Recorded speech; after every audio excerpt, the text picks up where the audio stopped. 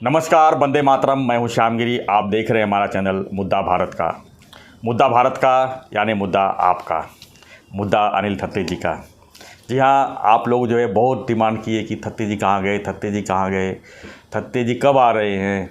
मैं कितने लोगों को जवाब देते थक गया, लेकिन आज थत्ते जी आखिरकार आ गए हमारे साथ में। थत्ते जी हमारे बीच में हैं, रहेंगे और आगे भी रहेंगे। तो थत्ते जी जो है दिवाली वेकेशन पे अमेरिका गए थे। अनफॉर्चुनेटली जो है वहाँ पर जाके बीमार पड़ गए। उनके लिए हमने भगवान से बहुत प्रेयर किया कि जल्दी ठीक हो गया आ जाएँ। ठीक हो आ गए और एकदम कंफर्टेबल हो गए एकदम। तब हमने उनको चैनल पर लाया है आज, और हम जो है उनसे अब जो है नई नई बातें राजनीति के बारे में हम उठाएंगे रोज़ की तरह। और आपका भी इंतज़ार ख़त्म हुआ, अब हमारा जवाब देने का समय ख़त्म हो गया। अब जवाब देंगे थत्ते जी।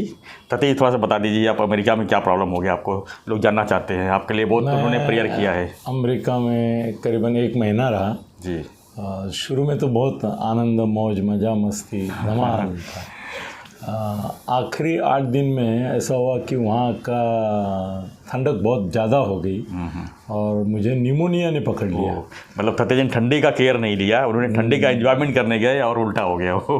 और हॉस्पिटल में सीरियस कंडीशन में एडमिट किया मुझे, और ऑक्सीजन मास्क वगैरह सब लगाना पड़ा। और 8 दिन तो वहाँ हॉस्पिटल में गए। बाद में ऐसा हुआ कि मैंने उनको बोला कि आपका हॉस्पिटल अच्छा है मगर मेरे को वो एडजस्ट नहीं हो रहा है, तो मैं इंडिया जाना चाहता हूँ। तो वो बोले अभी आप ठीक है, इंडिया प्लेन से जा सकते हैं। तो मैं इंडिया में आया और इंडिया में मेरा जो थाना में होराइजन हॉस्पिटल है वहाँ एडमिट हो गए। फिर अभी ऑलमोस्ट आवाज़ थोड़ा है डाउन, मगर ऑलमोस्ट नॉर्मल हो गया। मगर बहुत बुरा हाल था मेरा। मतलब हम लोग घर वाले तो एकदम डर गए थे कि भाई क्या होगा, इतना निमोनिया बढ़ गया था। मगर अभी भगवान की दया से, आप सब लोगों की दुआ से सब कुछ अभी ठीक है और रोज़ के तरह हंगामा हम करते रहेंगे। तो इसी हंगामा कड़ी में आज जो है हम पहला मुद्दा उठाएंगे महाराष्ट्र की राजनीति से ही। जी हाँ, राज ठाकरे का इशू जो है थत्ते साहब ने बोला पहले बात करेंगे राज ठाकरे के ऊपर, कि राज ठाकरे जो है अब खुद की पार्टी को ही आगे बढ़ाएंगे या किसी के बैसाखी सहारा लेंगे, इसी पर चर्चा करेंगे हम थत्ते जी से। थत्ते जी क्या मानते हैं आप राज ठाकरे की पार्टी के बारे में, जो जिस तरह से चल रहा है उनका भूमिका? महाराष्ट्र में सत्ता परिवर्तन के बाद लोगों को काफ़ी आशा थी कि राज ठाकरे जी भाजपा के साथ जुड़ेंगे, उनके मंत्रिमंडल में शामिल होंगे, लेकिन फिलहाल अभी तक ऐसा कुछ दिख नहीं रहा है और वो जो है अपने पार्टी को ही लेके आगे बढ़ रहे हैं। अभी आगे बीएमसी चुनाव है, नगर निगम चुनाव है, तो क्या किस नज़र देख रहे हैं आप? पहली बात तो इसमें ये है कि राज्य अभी कोकण के इसमें जा रहे हैं। एक 10 दिन का मेरे ख्याल से उनका ये रहेगा, दौरा रहेगा। और 10 जगह पे वो जाएंगे, 10 जगह वो चर्चा करेंगे लोगों से, अपने कार्यकर्ताओं से चर्चा करेंगे। भाषण और सभाएं भी हो सकती हैं। एक अच्छा माहौल कोकण में, जहाँ पे शिवसेना का पहले से फॉलोइंग है और राज साहब के चाहने वाले तो वो एरिया में बहुत ही है। मुंबई के जो आदमी रहते हैं उनका मूल जो रहता है वो कोकण में रहता है, तो मुंबई में जैसे उनके चाहने वाले हैं उसी हिसाब से कोकण में भी रहेंगे, तो उनको रिस्पांस तो अभूतपूर्व मिलेगा, इसमें कोई शक नहीं है। अभी ऐसा है कि राज साहब का टारगेट क्या है ये किसी के भी समझ में नहीं आ रहा है। एक बार लोगों को लगता है, मीडिया को भी लगता है, मीडिया वाले भी बोलते हैं कि भाई वो बीजेपी के साथ जाएंगे और बीजेपी, शिंदे गुट और मन से मिल के चुनाव, ये अभी स्थानिक स्वराज्य संस्था के हैं, पहले तो वो लड़ेंगे। फिर ऐसा हो जाता है कि बीजेपी के कुछ नेता, आशीष शेलार से लेके सब बोलते हैं कि नहीं हमारी तो दोस्ती अच्छी है मगर साथ में लड़ने का हमारा कोई प्रोग्राम नहीं है, रास्ते अलग हैं। फिर राज साहब भी बोलते हैं कि हम हमारे बलबूते पर लड़ेंगे और हमारी ताकत पे हम हमारा ताकत सिद्ध करेंगे। तो भी लोगों का जो एक ये निष्कर्ष होता है कि भाई साथ में रहेंगे, तो वो भी हिल जाता है। अभी वैसे है कि शिंदे सेना के जो लोग हैं वो शिवसेना से टूटे हैं, मगर मन से बहुत पहले जब टूटी तब वो उनके साथ नहीं गए थे, उनमें से कोई भी नहीं गया था। या राज साहब से भी मेरे ख्याल से एक ऐसा रिश्ता फॉर्मल जिसको बोलते हैं वैसा ही एकनाथ जी शिंदे का रहा। मतलब राज ठाकरे के जो खास आदमी माने जाते थे उसमें राणे थे जी, और गणेश नाइक से उनका बहुत अच्छा रिलेशन था। वैसा एकनाथ शिंदे जी के साथ उनका रिलेशन कोई ऐसा एकदम खास नहीं था, हार्ट टू हार्ट है ऐसा कभी मुझे महसूस नहीं हुआ, जबकि मैं दोनों को अच्छी तरह से जानता हूँ। तो शिंदे साहब का उनका रिलेशन जो है वो भाया है जी। मतलब बीजेपी का जो भी रिलेशन रहेगा इनके राज साहब के साथ वही रिलेशन शिंदे साहब मेंटेन करेंगे। अलग से कुछ उनसे पर्सनल टच करेंगे, पर्सनली उनसे बात करेंगे, पर्सनली कोई इक्वेशन बनाएंगे, ऐसे कोई संभावना दूर दूर तक नहीं है। क्या आपको लगता है फतेह साहब कि जो आपने जैसे कहा कि वो अकेले रास्ता बनाएंगे, अकेले सब कुछ करेंगे, कहीं उसके पीछे भी तो मकसद नहीं भाजपा का कि अकेले ही सब जो है जितना रास्ता बनाएंगे उतना जो शिवसेना को कम करेंगे वो? हाँ, मुझे तो पहले से ऐसा लग रहा है कि क्या है ना, कभी कभी आपके साथ में आने से आपका फ़ायदा होता है और कभी कभी आपके खिलाफ रहने से फ़ायदा होता है। जैसे एमआईएम एकदम आपने परफेक्ट बताया कि एमआईएम जो है वो अगर किसी के साथ जाती है तो नुकसान होता है। बीजेपी का तो बहुत ही नुकसान होगा, मगर वो खड़े हो जाते हैं और कांग्रेस को वोट काट के हैं तो बीजेपी के उम्मीदवार का फ़ायदा होता है। वही हालत अभी मतलब महाराष्ट्र में जो है, महाराष्ट्र में जो बीजेपी के लिए एमआईएम राज ठाकरे। हाँ, मतलब वो इसका भी ऐसा ही है ना, तुम्हारे वंचित का, अंबेडकर का, कि अंबेडकर के जितने लोग खड़े हो जाते हैं वो पिछली बार तो बोलते हैं कि 15-20 सीट तो वंचित की वजह से शिवसेना के और इसके कम हो गए थे बीजेपी के, क्योंकि उन्होंने सोचा था कि राष्ट्रवादी के कम करेंगे और उन्होंने इनके भी कम किए। मैंने राष्ट्रवादी के और कांग्रेस के किए ही, कांग्रेस के तो बोलते हैं 15-20 सीट गए थे, इनका भी नुकसान हुआ था मगर फ़ायदा ज़्यादा हुआ था। तो अभी ऐसा है कि राज ठाकरे की और ये लोगों ने क्या किया ऐसा मुझे लगता है कि राज जी से वो पर्सनल रिलेशनशिप जो है ना वो अच्छी रखते हैं।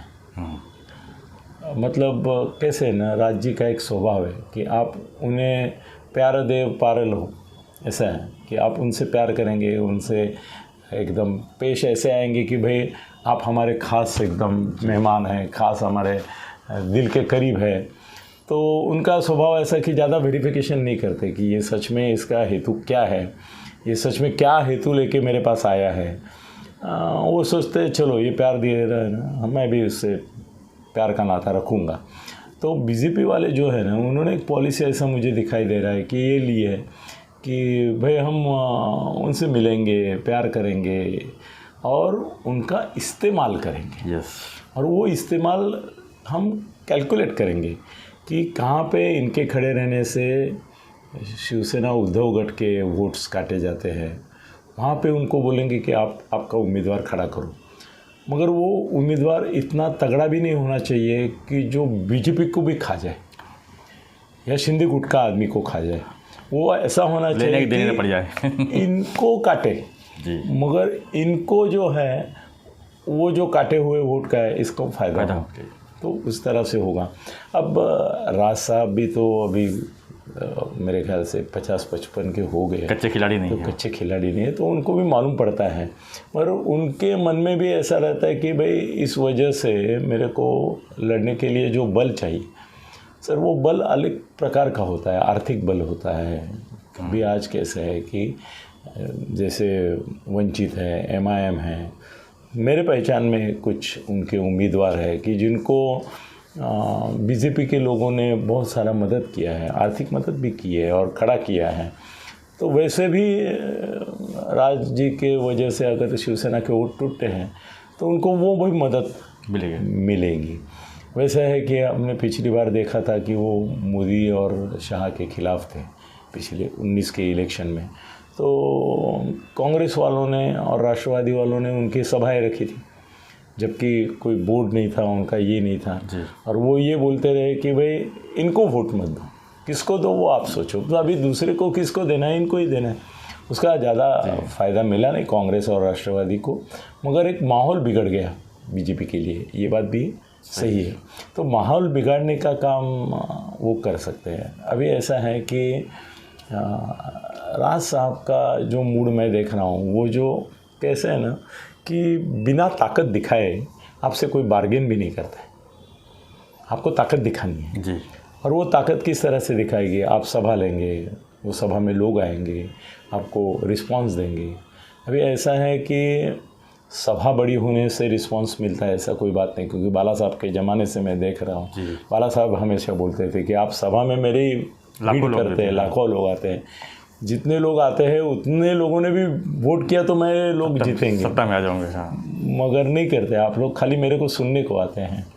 वही ट्रेजेडी कुछ हद तक राज साहब की होती है कि उनको सुनने के लिए जितने आते हैं उतने वोट नहीं करते। जैसे शिवसेना कितने हैं, तो अभी उद्धव जी ने तो कुछ 7.5 या 12 लाख का डिटेल दे दिया, एफिडेविट दिया था। हाँ, मगर सामना कितना खपता है? 10,000 भी नहीं जाता है। मतलब 7.5 या 10 लाख तुम्हारे शिवसैनिकों में से 10,000 भी सामना नहीं पड़ते। सही बात है। वैसे ही वोटिंग का भी होता है। तो मेरे को लगता है कि राज साहब का रोल जो रहेगा वो निगेटिव रहेगा। मतलब इनके वोट खाना शिवसेना के या राष्ट्रवादी के भी कुछ हद तक, यही उनका रोल रहेगा। और उसी रोल के लिए अगर चुना है तो साथ में नहीं जा सकते। एक भी जगह अगर उन्होंने कॉम्प्रोमाइज़ किया, हाँ, बिहाइंड द कर्टन कॉम्प्रोमाइज़ तो होते हैं कि भाई तेरा यहाँ पे आने की संभावना है, हम मदद करेंगे, तुम हमको मदद करो, बिहाइंड द कर्टन करते हैं। मगर ओपनली मेरा अभी तक ये है कि वो अपनी ताकत सिद्ध करने के पीछे लगे हुए हैं और वो ताकत उनके लिए एक बार्गेनिंग का अच्छा ये रहेगा। और वो भी सोच समझ वाले है, बीजेपी वाले भी है, और दोनों सोच समझ के एक में एक से दुश्मनी ले लेंगे, दोस्ती दिखाएंगे नहीं मगर दोस्ती निभाएंगे, ऐसा। धन्यवाद थत्ते जी। तो हम चर्चा कर रहे थे राज ठाकरे जी का कि जो अकेले चलो के जो निर्णय है उनका जो है कितने हद तक जो है उनको मजबूत बनाता है, क्योंकि राज जी का जो है चुनाव के बाद भी अहम रोल होता है, चुनाव के पहले भी अहम रोल होता है, लेकिन किसके लिए रहता है सब लोग अपना अपना गणित लगाते हैं कि हमारा वोट खाएगा, ये उनका वोट खाएगा, ये इनका वोट खाएगा। तो हम जो है इसी पर चर्चा कर रहे थे। आपको हमारा वीडियो कैसा लगा हमें जब भी कमेंट बॉक्स में लिखिए। हमारे जो मुद्दे हैं उसके ऊपर आप जो है लगातार कमेंट्स करते रहिए। और हाँ, सब्सक्राइब हमारे चैनल को ज़रूर कीजिए ताकि हम जो है आपको हमारा वीडियो जो है आप तक पहुंचा सके। तो थत्ते जी के हम स्वस्थ रहने के लिए, मस्त रहने के लिए हम लगातार ईश्वर से प्रार्थना आगे भी करते रहेंगे और थत्ते जी रोज़ हमारे चैनल में आए, ये हम उम्मीद करेंगे। धन्यवाद। जय हिंद, जय महाराष्ट्र।